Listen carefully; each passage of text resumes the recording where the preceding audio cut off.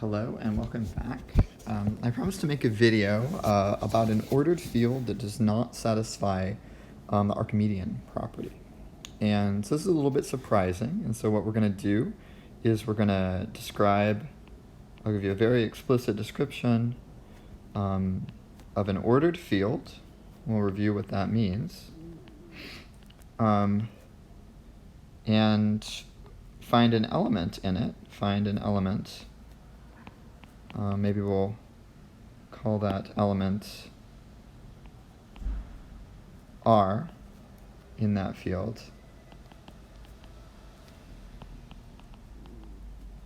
such that R is bigger than every integer. So R is bigger than n for every natural number n.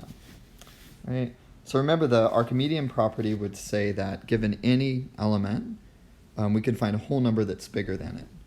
And that holds for the real numbers, it holds for the rational numbers. Right? It seems intuitive that we should be able to just find a whole number that's bigger than anything we want. But I'm going to show that that's not always the case. Right? And so what's going to be important, let me just switch over here to the axioms really quick. What's going to be important is that what we construct satisfies the axioms of an ordered field. And so I'm just going to zoom in. So remember, there were some addition and subtraction axioms. There were some multiplication and division axioms. There was the distributive rule that combined the two. And then there were these 5 order axioms. Right? And these were what distinguished fields from ordered fields. So right, a field was just everything that had the properties above this line. So maybe I can even write that. So if you have this and above, it will be a field. If you have this and above, it will be an ordered field. And of course, there was this completeness property. And if you have the completeness property and all of the above, well, that's the definition of the real numbers. So the real numbers are defined to be a complete ordered field. It turns out that basically uniquely defines a number system. And of course, we know that if we have the completeness axiom, of course, C is going to imply the Archimedean principle. So if we have the completeness axiom, of course, we're going to have the Archimedean principle. We proved that in class. And so today what we're going to focus on is what if we don't want to have that completeness axiom for our example.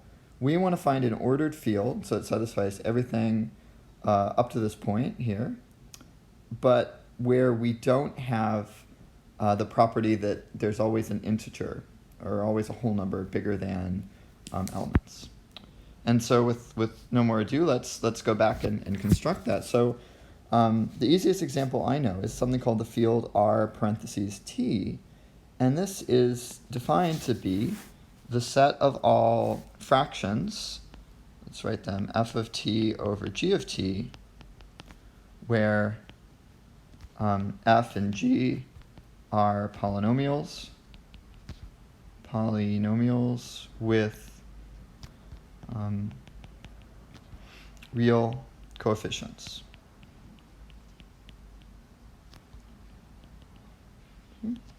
And of course, I guess we want g to be not the zero polynomial because we don't want to divide by 0. And so these are things you're used to. For example, how would we add and subtract such things? Well, what if I had something like 1 over t plus negative t plus 3 over 6? Right? So these are both rational functions, and I add them together by getting a common denominator. Right? So I would add them together, and I would get, I don't know, something like 6 minus t squared plus 3t. I hope I didn't make a typo.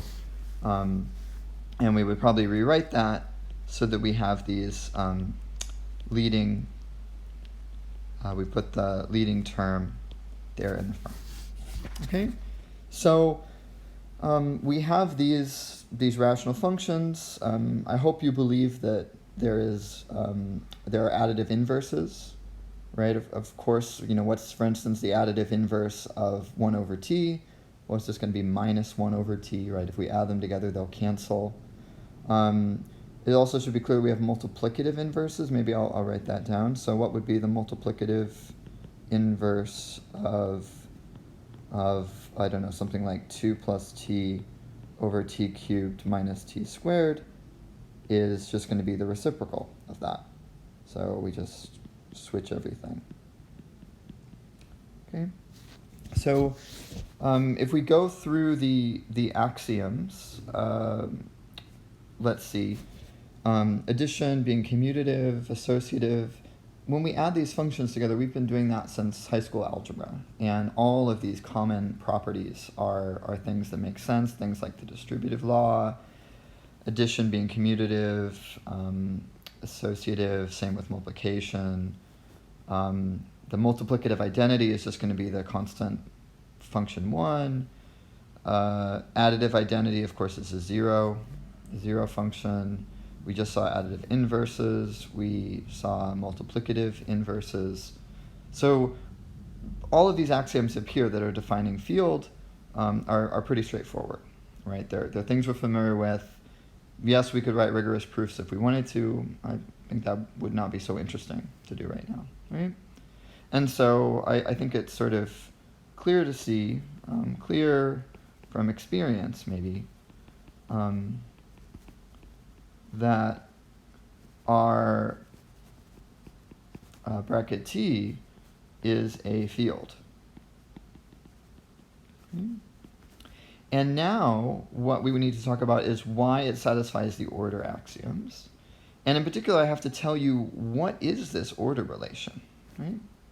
And so let me do that. Let me add a page here. So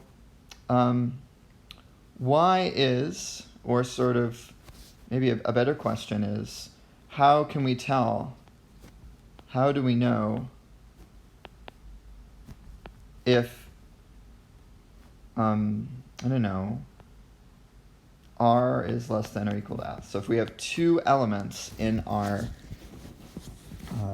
in this field, how do we know if one is smaller than the other? How do we know which one is smaller? And so luckily there's a pretty easy rule. So sort of step 1 is to sort of say, well, R is smaller than S. Well, that is just the same as saying that S minus R should be greater than 0. And conversely, I'll just write this out. If S were smaller, then that would be the same as sort of saying that S minus R, or let me do it a different way, actually. That's the same as sort of saying 0 is smaller than R minus S. And so the point of this discussion is that if I can tell whether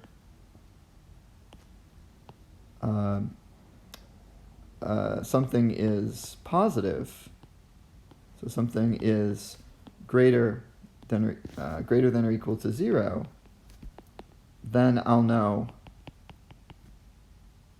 be able to compare any two elements. And so we're going to use that. So here's going to be our rule. So we're going to say that f of t over g of t is going to be greater than 0 if, so this is our definition, if the leading coefficients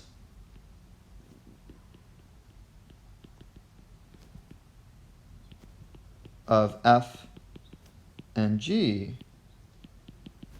have the same sign.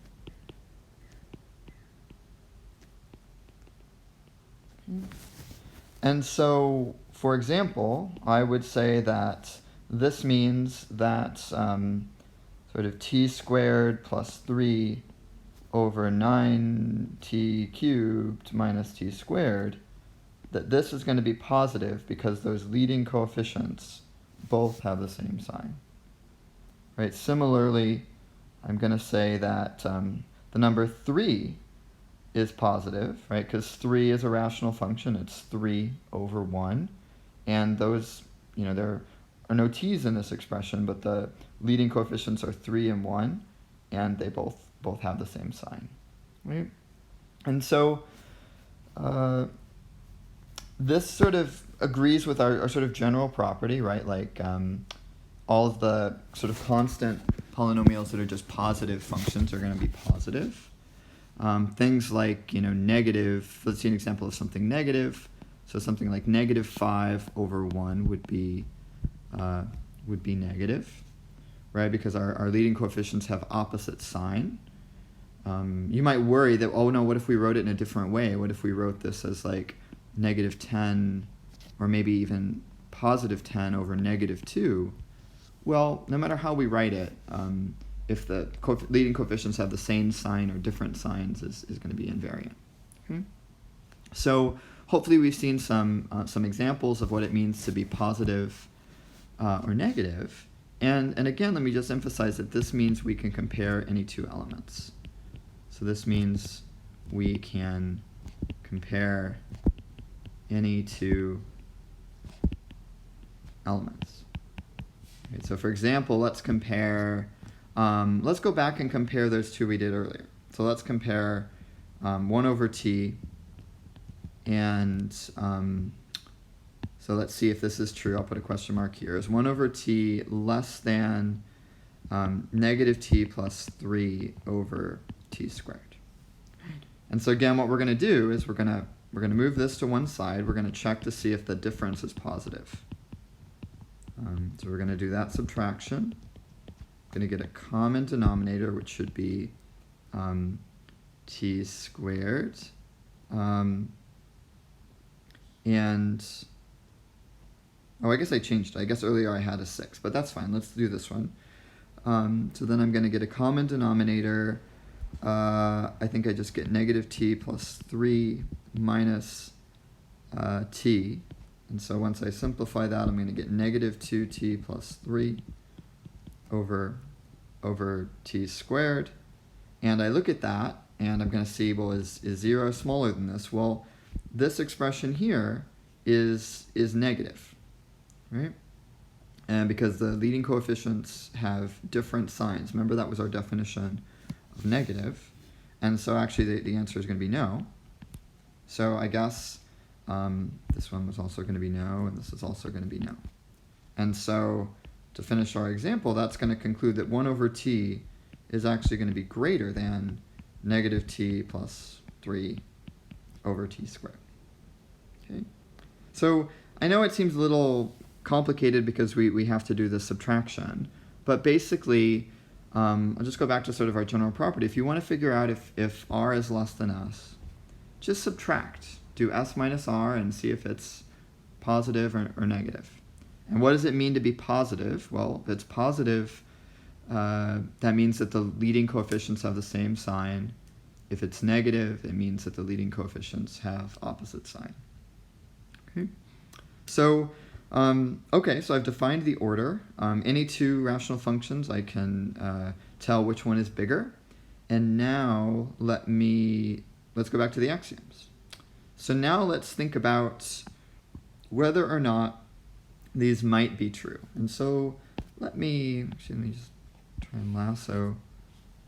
Let's try and lasso these axioms. And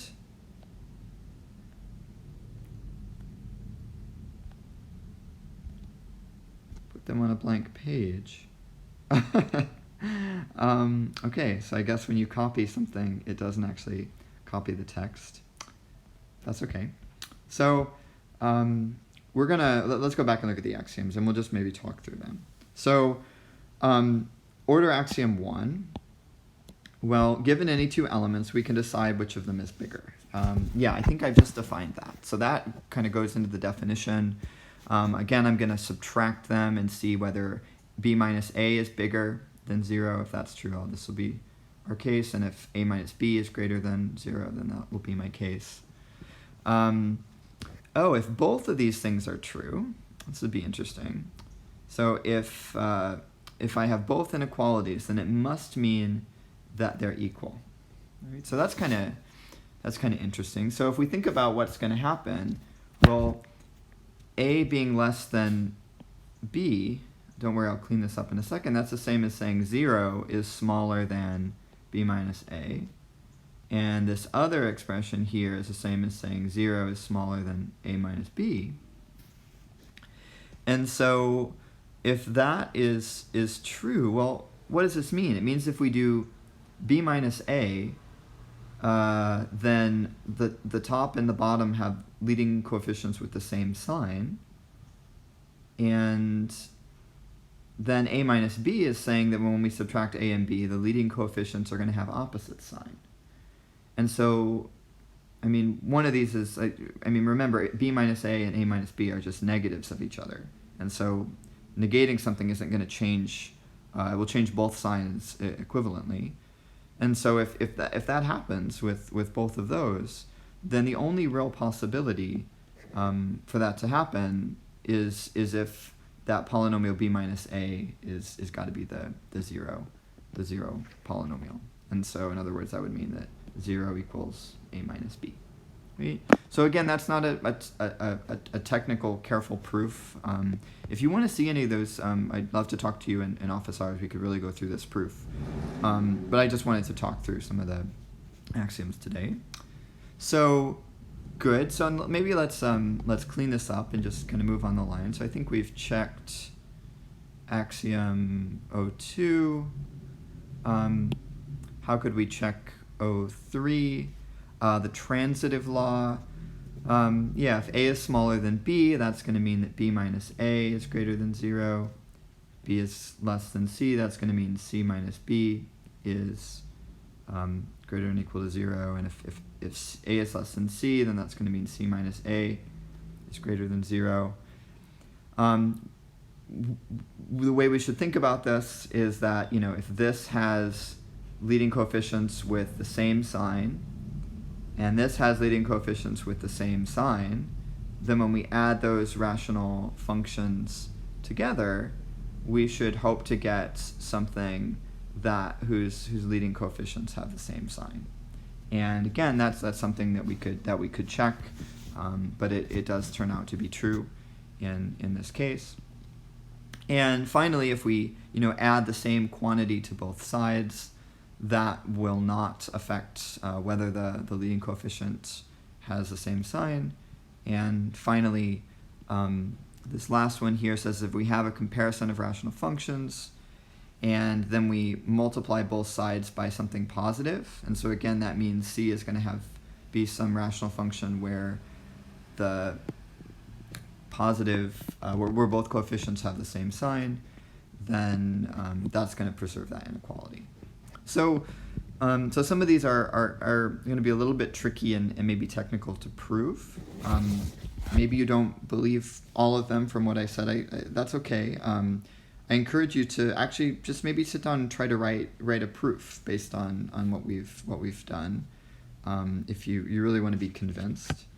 But in any case, let me just sort of finish. The claim is that once we verify all those properties, which might be a little laborious, it will be true that R bracket T is an ordered field. We can add, subtract, multiply, and divide by non-zero things.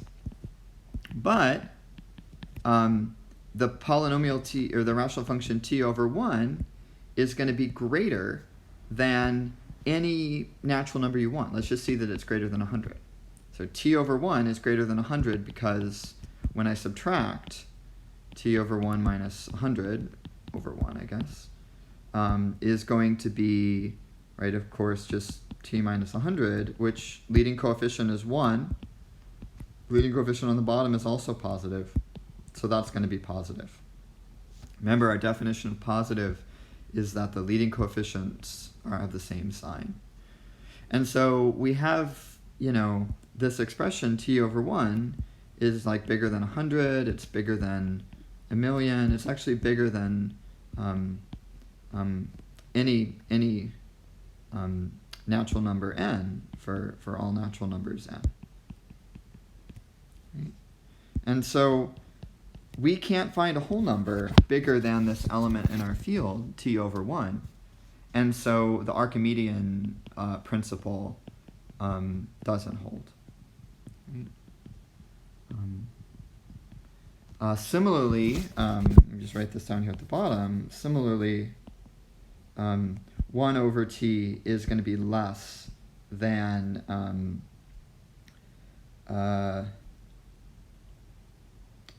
n for, actually 1 over t is going to be smaller than r for any real number, r that's sort of, say, positive. And again, that's for the same reason, because if we subtract, if we do r minus 1 over t, we get negative rt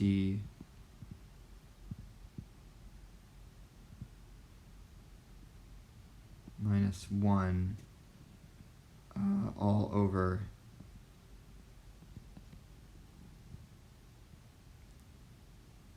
t, which is right. Yeah, we get tr minus 1 over t. And this is, of course, greater than or equal to 0, because the leading coefficients both have the same sign. They're both positive in this case. And so 1 over t is smaller than any positive real number. So, yeah, so this is kind of a weird, crazy thing. It is an ordered field, so we can prove lots of ordered field facts about it, but it doesn't have the Archimedean property. So thanks for watching, and let me know if you have any questions. Thanks.